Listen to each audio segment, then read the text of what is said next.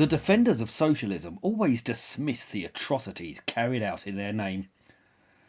They just airily claim that that's not real socialism, that the likes of Mao and Stalin are totalitarian dictators, not socialists. Yet socialist states have produced the same disastrous results 50 times in the last 70 years. Not just in Russia and China, but in places like Angola, Vietnam and Ethiopia too. Do socialists think that's just a coincidence? It's ludicrous. If these crises were aberrations of left-wing thought, then they would not keep happening. Yet they do. The fact that this cycle keeps repeating is damning evidence that they're less perversions of leftist ideals than a fairly predictable consequence of them. And the reasons why are quite obvious. Socialism demands the cooperation of the entire population. It can only work if absolutely everyone joins in. It's dependent on that. As such, it has totalitarianism written into its DNA. Socialism depends entirely on the totalitarian system, because anyone who rejects it must be forced to comply. Socialism also entails the complete takeover of the economy. It's an end to private enterprise and private ownership. But this is an end to choice, to liberty itself. Individualism and freedom must be crushed, because the collective must always come first. Now that might be fine for ants, but it's not how human beings function. Humans excel at being individuals, whether it's Leonardo da Vinci, Albert Einstein, or Amy Winehouse. But socialism must naturally crush that instinct, that spirit.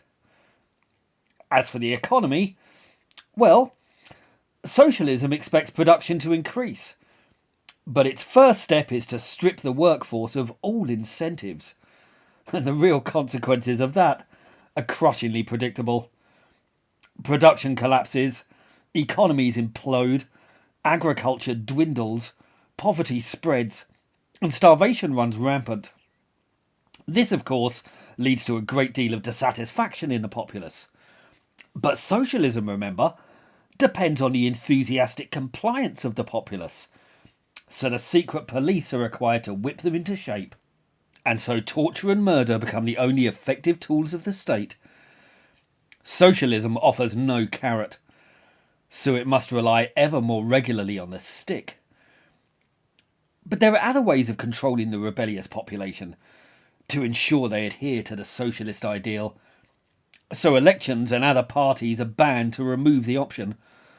All other ideas are censored. So culture, literature and the media are reduced to banal endorsements of socialist realism. The people are bombarded with propaganda that hammers home the marvels of socialism. And so all freedoms, all cultural expression, everything that makes life worth living is crushed. The population must be denied true cultural freedom, denied freedom of speech, prevented from real academic liberty and inquiry. Socialism crushes the human spirit and stultifies the mind and intellect. Socialism doesn't just destroy material comforts. It rots the very soul of mankind. It utterly crushes the human spirit, reducing the population to stunted drones in service of an increasingly brutal and unpleasant state. The population suffer physically, spiritually, intellectually, and economically. The state regresses, quality of life disintegrates, and technological development and cultural expression collapse. Yet in denying their movement's responsibility for these atrocities, the left increases the chances that they will happen again.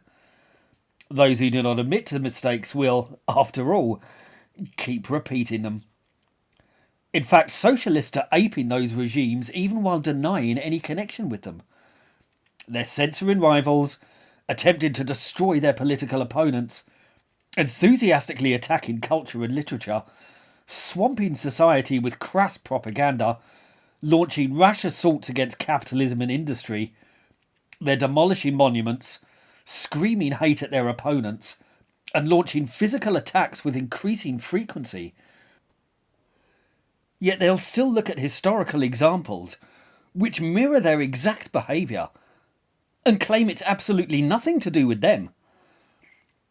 The adherence of all these states to the socialist line is quite easy to trace.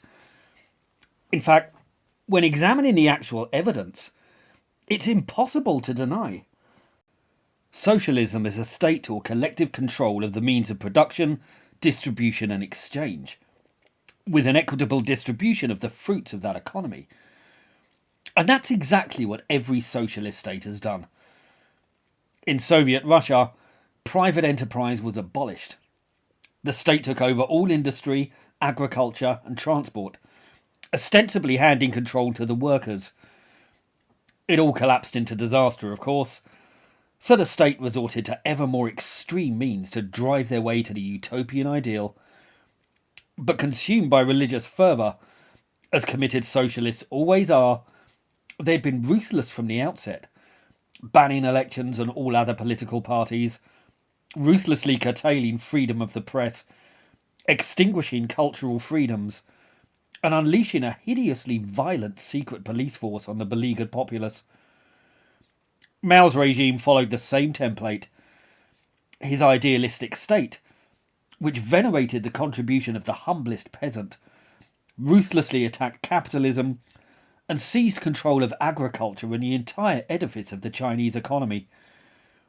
It was an even greater disaster than the Soviet experiment, and their levels of propaganda and brainwashing greatly outstripped those rolled out from Moscow. The Chinese communists had been refining their brutality for years, and they were unsparing when they assumed power. This too is something our contemporary socialists excel in. Their taste for violence, destruction, rioting and arson are insatiable. Do they really imagine these brutes will become peaceful utopians when handed ever greater levels of power and authority? It's a laughable suggestion. And it's baffling that these ideas are swallowed by people capable of tying their shoelaces and crossing the street. Never mind those who pick up degrees and hold down a job. There's an utter blindness about human nature that's bedeviled socialism for centuries. Let's use teaching as an analogy. Imagine you had a class with a grade A student who excelled, and another struggling pupil stuck on an E grade. Under socialism, the teacher would just give both students a C, and the consequences would be predictable. Knowing that they'll get robbed of their grades, that their efforts will go unrewarded, the bright student will simply stop working. And knowing that they'll just get handed a decent grade, the struggling student will stop working too. So standards in that class will completely collapse. And the same principle applies to wider society. It's not rocket science. Except that's the theory of socialism. In reality, the teacher would just attack and undermine the A-grade student, probably executing them in front of the class, while doing nothing to help the kid who's failing. And what effect will that have?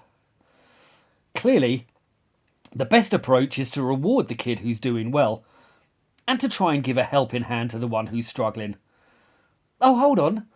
Isn't that what capitalist states do? There's probably a lesson there. But socialists will ignore it, because they're immune to evidence, logic and reason, and they always will be.